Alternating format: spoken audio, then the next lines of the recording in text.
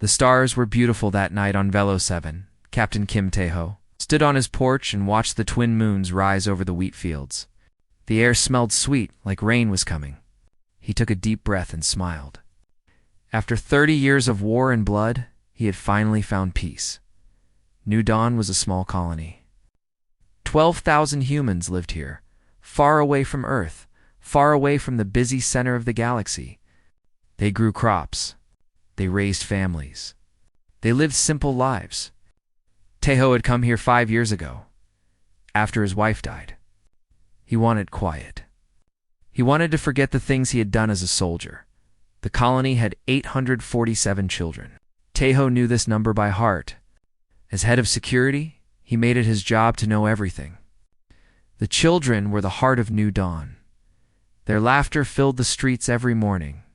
Their songs echoed from the school building every afternoon. Lee Hannah was their teacher. She was young, only 26 years old, with a kind face and gentle voice. The children loved her. She would sit with them under the big tree near the school and read them stories about Earth, about oceans and mountains and animals they had never seen. Tae-ho often watched her from a distance. She reminded him of his daughter, who had died in a war long ago. Dr. Park Yuna ran the medical center. She was a serious woman, but her eyes became soft whenever she talked about her twin daughters, Mina and Gina. The girls were 8 years old, full of energy and mischief. They would run through the colony, chasing each other, their laughter like music. Life on New Dawn was good. The humans traded with alien species nearby. They shared their crops and received technology in return. The Galactic Union, a government of hundreds of alien races, considered humans a minor species. Weak, unimportant. Humans had only been in space for 800 years. To the old races, they were like children themselves. Tae-ho did not mind being underestimated. He had learned long ago that it was better to be ignored than feared. Fear made enemies. Being invisible kept you safe, but safety was an illusion. Tae-ho knew this. He had seen too much death to believe in fairy tales. The Veth had been watching New Dawn for months. They were a reptilian species from the outer rim of the galaxy. Their scales were dark green, their eyes yellow and cold. The Galactic Union called them traitors. But everyone knew the truth. The Veth were slavers. They captured beings from weak species and sold them. And they had a special interest in children. In Veth culture, young beings from other species were valuable. Some were sold as slaves. Others were considered delicacies. The thought made Tae-ho sick, but the Galactic Union did nothing to stop them. The Veth were powerful. They had a strong fleet. And humans. Humans were just farmers and merchants. Nobody important. The attack came at midnight. Tae-ho was sleeping when the first explosion shook his house. He grabbed his old rifle and ran outside. The sky was on fire. Veth ships, dozens of them, descended through the clouds like metal demons. Their weapons tore through buildings.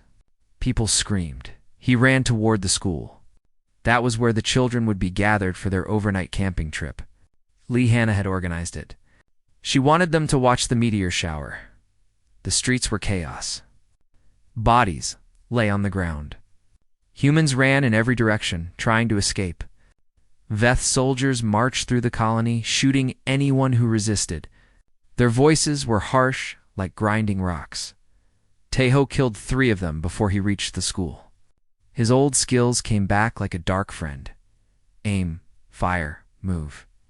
He had spent 30 years as a soldier. His body remembered what his mind wanted to forget, but he was too late. When he reached the school, the building was surrounded. Lee Hannah stood at the door, her arms spread wide, blocking the entrance. Behind her, children cried and huddled together. A Veth commander approached her. He was tall, his scales darker than the others. He said something in his language, then laughed. Hannah did not move. Her voice was steady. You will not touch them. The commander raised his weapon and shot her. Tae-ho screamed. He charged forward, firing his rifle, but there were too many. A Veth soldier hit him from behind. He fell to the ground, blood pouring from his head. Through blurry eyes, he watched the Veth drag the children onto their ships. He heard them crying. He heard them calling for their parents. He tried to stand. A boot kicked him down.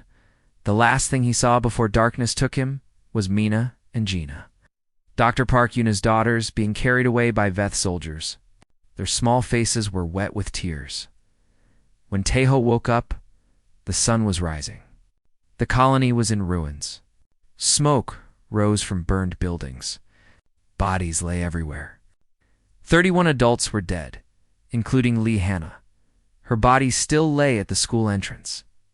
Her arms still spread wide, still trying to protect the children, even in death. 203 children were gone. Taeho crawled to the communication center. His body was broken. 3 ribs cracked. A deep wound on his head. But he did not stop. He could not stop. He reached the console and activated a beacon. It was old technology from the first contact wars, when humanity first met alien species. The beacon had not been used in 200 years. It was meant for one purpose only, to call every human in the galaxy to arms. Taeho typed 3 words into the message. "They took our children." He pressed send. Then he collapsed on the floor, his blood pooling beneath him. But he smiled, because he knew what was coming. The galaxy thought humans were weak. The galaxy thought humans were harmless farmers. The galaxy was about to learn how wrong they were, somewhere far away. On a planet called Earth, alarms began to sound. And in the hearts of billions of humans, something ancient and terrible began to wake. No one touched human children. No one. The message reached Earth in 6 hours. It traveled through relay stations across hundreds of light years, passing through alien territories, through empty space, through the cold darkness between stars. 3 words. They took our children. Admiral Baek Sung-ho was 73 years old. His hair was white. His face was lined with wrinkles. But his eyes were sharp like knives, and his mind was sharper still. He had commanded the Terran Defense Forces for 40 years. He had never lost a battle. He had hoped to die peacefully. Without fighting another war, that hope died when he read the message. He stood in the war. Room beneath the mountains of old Korea. Screens covered the walls, showing maps of the galaxy. Officers rushed around him, their faces pale with shock and anger. But Baek remained still. He closed his eyes and took a deep breath. "Who?" he asked. "The Vethser," answered a young officer. "They raided a colony called New Dawn. They killed 31 civilians and took 203 children." Baek opened his eyes. They were cold now, cold like the space between stars. "Call the council. Every admiral, every general. Now."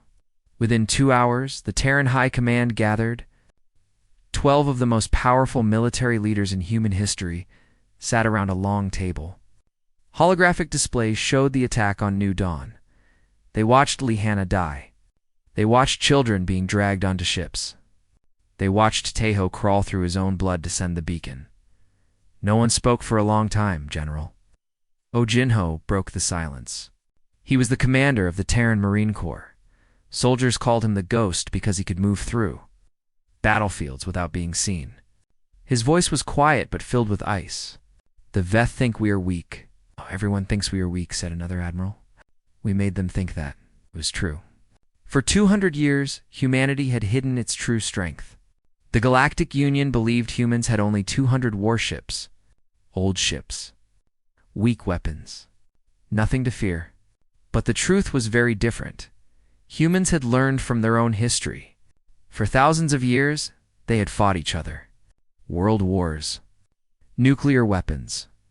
Biological attacks. They had almost destroyed themselves many times. When they finally reached the stars, they made a decision. They would hide their power.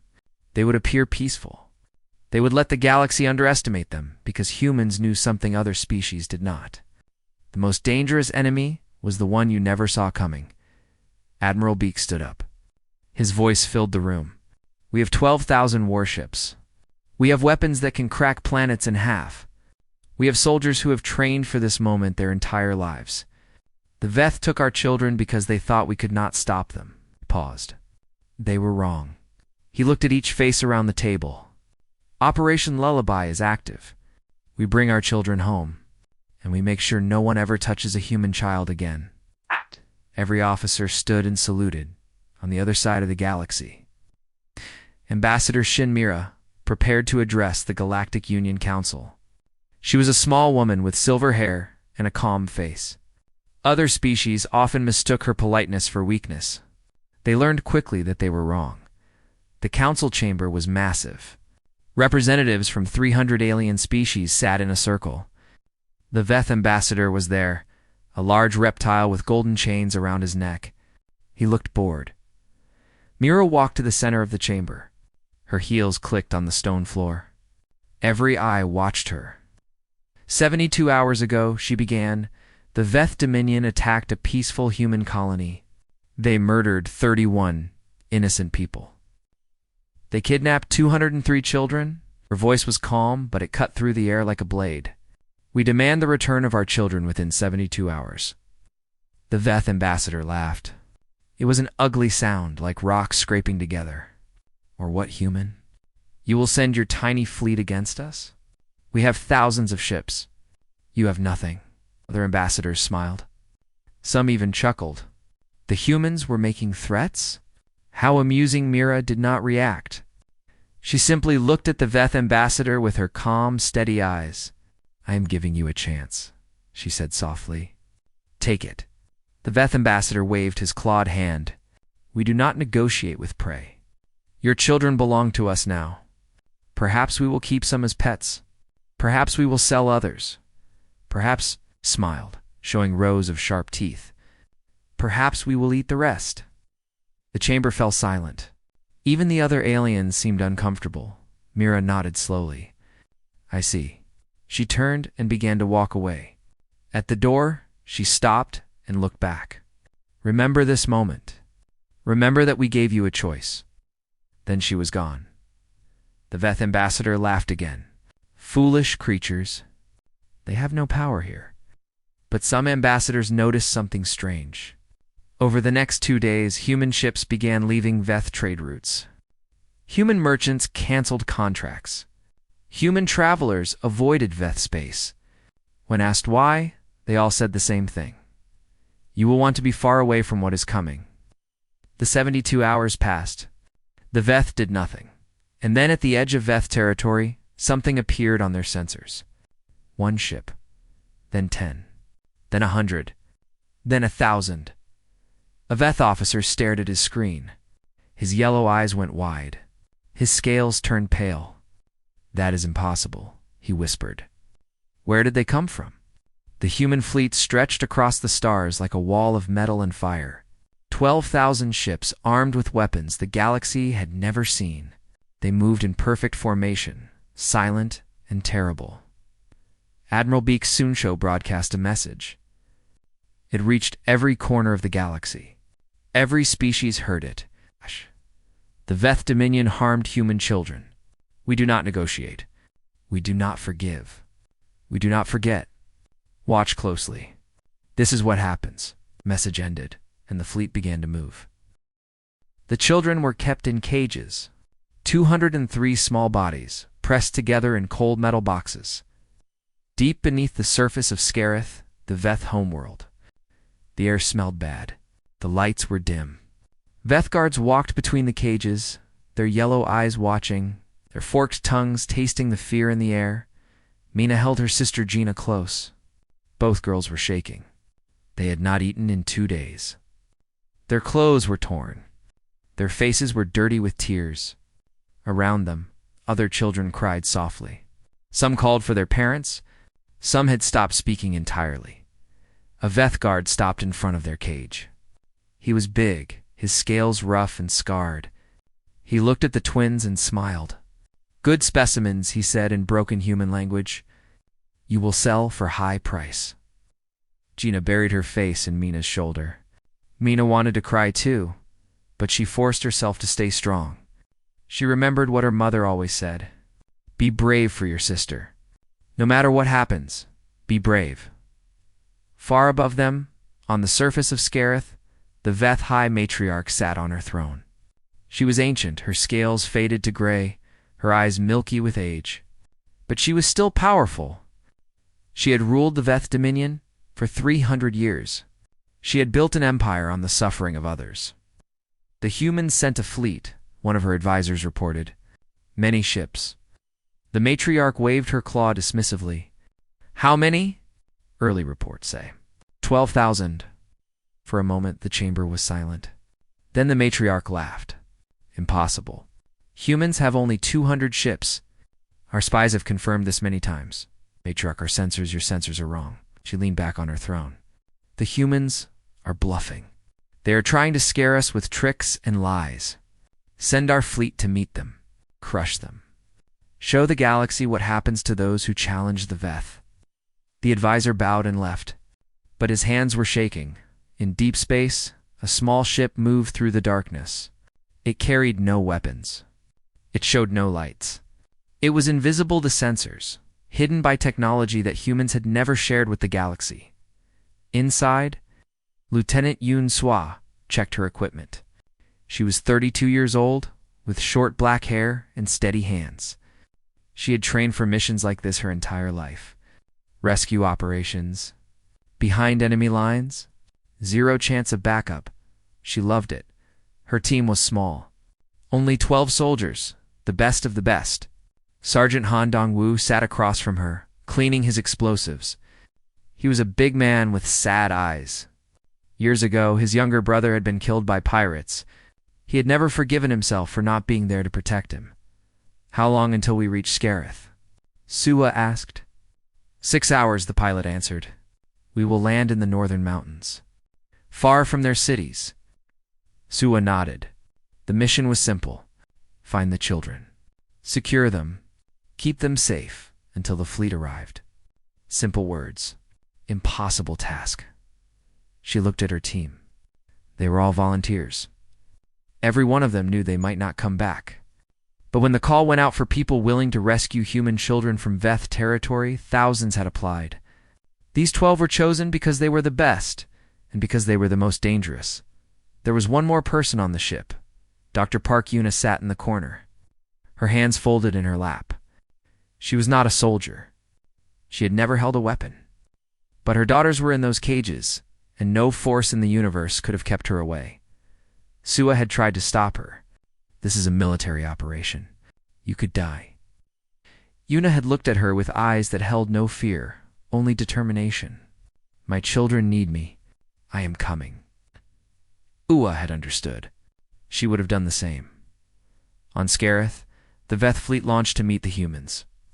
3,000 warships, each one bristling with weapons. The Veth commanders were confident.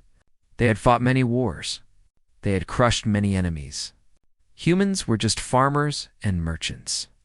This would be easy. The two fleets met at the edge of the Veth system. For a long moment, nothing happened. The ships faced each other across the cold void. Then Admiral Beek Sung-ho gave an order, showed them. The human ships changed. Panels opened. Weapons emerged. Technology that humans had developed in secret for 200 years, waiting for a moment like this. Energy weapons that could cut through shields like paper. Missiles that could track targets across light years. Armor that could survive the heart of a star. The Veth commanders stared at their screens. Their confidence turned to confusion, then fear. What? What is that? They never got an answer. The human fleet fired. The battle lasted for hours. When it was over, 2,000 Veth ships were destroyed. The rest fled back to Scareth, broken and burning. Not a single human ship was lost. On Scareth, the High Matriarch received the news.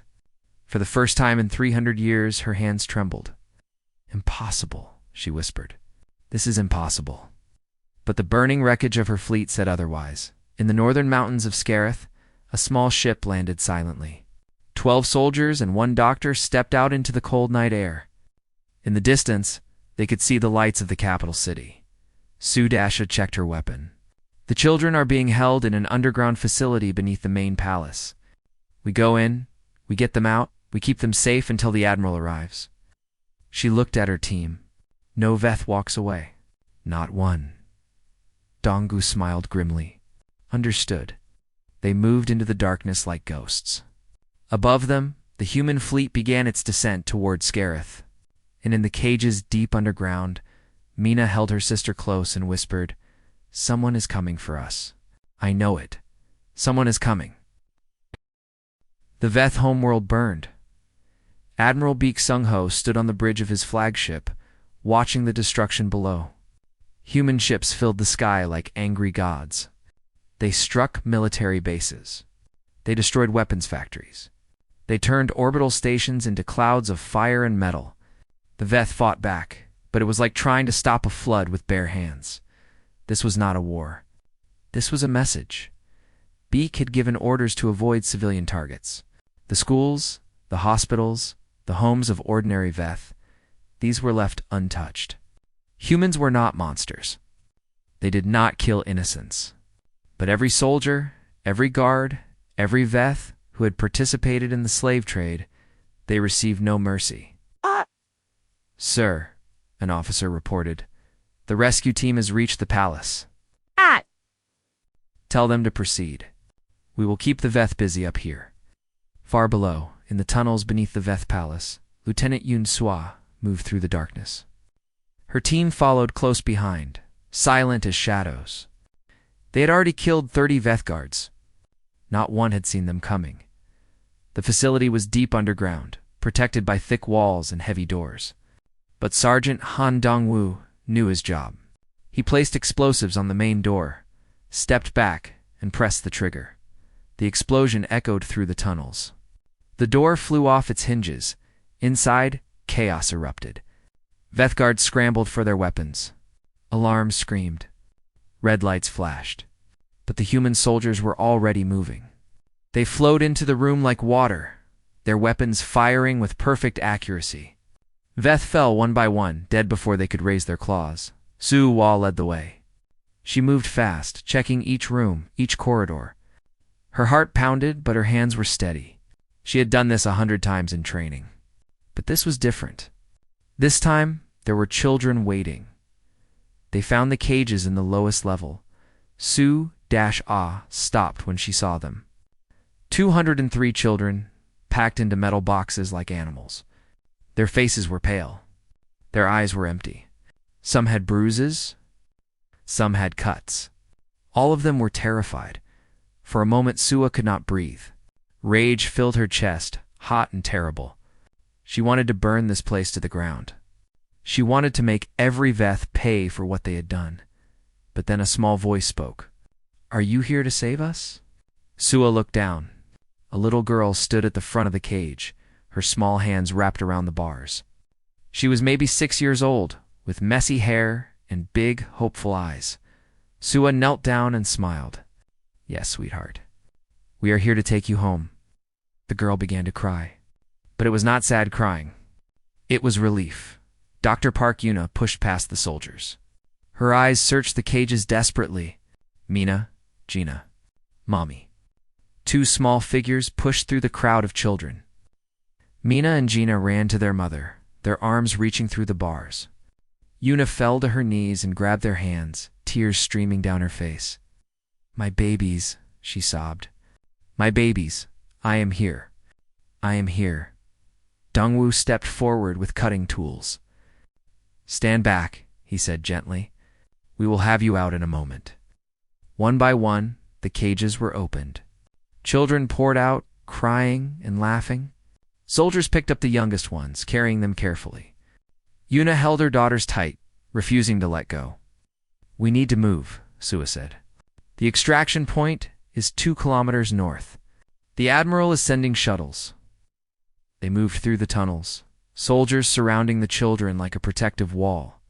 Veth reinforcements tried to stop them twice. They died quickly.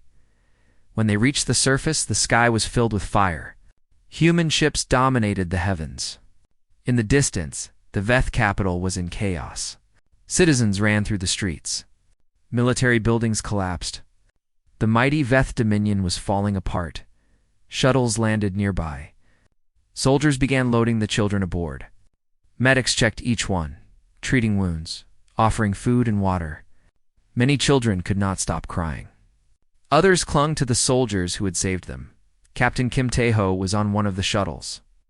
He had refused to stay behind, even with his injuries. His head was wrapped in bandages. His ribs were taped, but he stood at the shuttle door, watching each child board. A little girl stopped in front of him. She was the same one who had spoken to Sua in the facility. She looked up at Tae-ho with her big eyes. "Are the monsters gone?" she asked. Tae-ho knelt down slowly, wincing at the pain. He put his hand gently on her head. "Almost, little one. Almost." She hugged him. Her small arms wrapped around his neck, and she held on tight. Tae-ho closed his eyes. Tears ran down his weathered face. This was why they fought. This was why they hid their strength for 200 years. Not for power. Not for glory. For this moment. For this child, above them, the human fleet completed its work. Every Veth military ship was destroyed. Every weapons factory was rubble. The High Matriarch was captured, found hiding in a bunker beneath her palace. She would face trial for her crimes. Admiral Beak watched the last Veth resistance crumble. His face showed no joy, no satisfaction. Only tired determination. "Sir," an officer said, "all children have been recovered. 203. All alive." Beak closed his eyes. "Good. What are your orders for the Veth civilians?" Beak was silent for a long moment. Then he spoke. "Leave them. They did not take our children. We do not punish the innocent." He turned away from the window. "But the Veth Dominion is finished. They will never threaten anyone again." On the shuttle, Mina and Gina fell asleep in their mother's arms. They were safe. They were going home. And above them, the stars that had once seemed so cold and distant now felt a little warmer. 1 month had passed since the fall of the Veth Dominion. The galaxy was still trying to understand what had happened. A species they had dismissed as weak and unimportant had destroyed one of the most powerful empires in known space in less than 2 weeks. The Veth homeworld was now under human occupation. Their fleet was gone. Their leaders were in chains. 300 years of conquest and cruelty had ended in fire and blood. And it had all started because they took 203 children. The Galactic Union Council chamber was full. Representatives from 300 species sat in nervous silence. The seats where the Veth ambassador once sat were empty. No one wanted to sit near them as if the bad luck might spread. Ambassador Shinmira walked to the center of the chamber. She moved slowly, deliberately. Her silver hair was pulled back.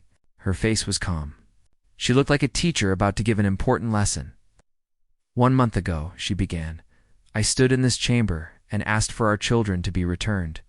The Veth ambassador laughed at me. Many of you laughed with him. The chamber was silent. Several ambassadors looked away, ashamed. You called us a minor species. You called us weak. You believed we had nothing to offer but crops and trade goods. Mira's voice was still calm, but it carried to every corner of the vast room. You were wrong. She pressed a button. A holographic display appeared above her, showing images. Human warships. Human soldiers. Human weapons that could shatter moons. The technology that humans had hidden for 2 centuries now revealed for all to see. For 200 years, we hid our strength. We did this because we wanted peace. We had seen enough war on our own world.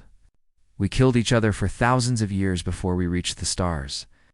We did not want to bring that violence to the galaxy. She paused, letting her words sink in. We asked only to be left alone. To build our colonies. To raise our families.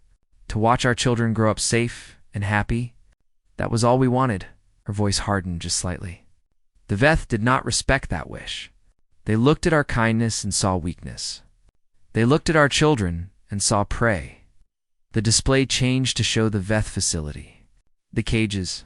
The children inside them. Several ambassadors made sounds of disgust. Even species that had no love for humans found the images disturbing. 203 children, Mira said. Some of them were only 4 years old. The Veth planned to sell them as slaves, or eat them. They thought no one would stop them. They thought no one would care. She looked around the chamber, meeting the eyes of each ambassador in turn. Let me make something very clear. Humanity will trade with you. We will laugh with you. We will help you build and grow and explore. We want to be your friends and partners in this great galaxy. Her voice dropped, becoming cold as ice. But if you harm our children, if you touch even one hair on their heads, we will end you. Not your government, not your military, your entire species. We will hunt you to the last corner of the universe. We will tear down everything you have built. We will make sure that no one even remembers your name. The chamber was completely silent. No one moved. No one breathed. The Veth learned this lesson. I hope none of you ever need to learn it again. She stood there for a long moment, letting her words echo through the chamber.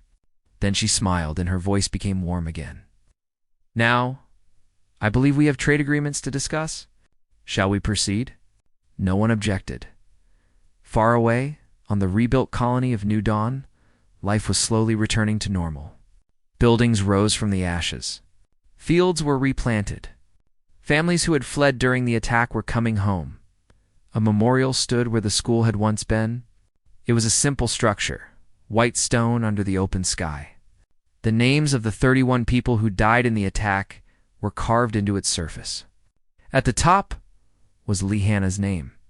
Beneath it were the words, "She stood between the children and the darkness. She did not move." Captain Kim Tae-ho visited the memorial every day.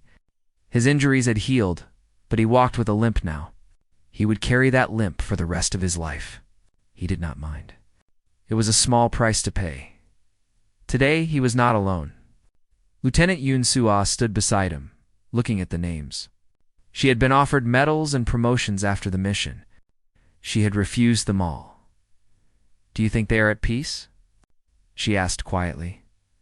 Tae-ho nodded. "I think so. We brought the children home. That is what they would have wanted." They stood in silence for a while, the wind blowing gently across the fields. "What happens now?" Sue asked. "We rebuild. We remember. We make sure it never happens again." In the distance, they could hear children playing. The new school had opened last week. New teachers had come from Earth to replace those who were lost. Life continued. Mina and Gina were among the children playing. Dr. Park Yuna watched them from the porch of her new house. She did not let them out of her sight anymore. She probably never would again. But she was smiling. Her daughters were laughing, running through the grass, live and free. That was enough. In schools across the galaxy, teachers began adding a new lesson to their curriculum. It was a simple lesson, but an important one. There are many dangerous species in the universe, they taught. Species with sharp claws and deadly poisons and powerful weapons, but none are more dangerous than humans. Not because they are the strongest or the fastest, but because they protect what they love with a fury that has no limit. Young aliens listened with wide eyes. The humans seem friendly, the teachers continued, and they are. They will help you. They will trade with you. They will be your allies and your friends. But remember this, never harm a human child. Never even think about it, because if you do, there is no place in the galaxy where you can hide. The humans will find you, and they will not stop until you are gone. The young aliens nodded seriously. They would remember, and on New Dawn. As the sun set over the fields and the twin moons began to rise, children laughed and played under the watchful eyes of those who loved them. The stars above were vast and cold and full of dangers, but humanity stood guard, patient and kind and utterly merciless to those who would do them harm. The galaxy had learned a new law. Human children are not to be touched ever.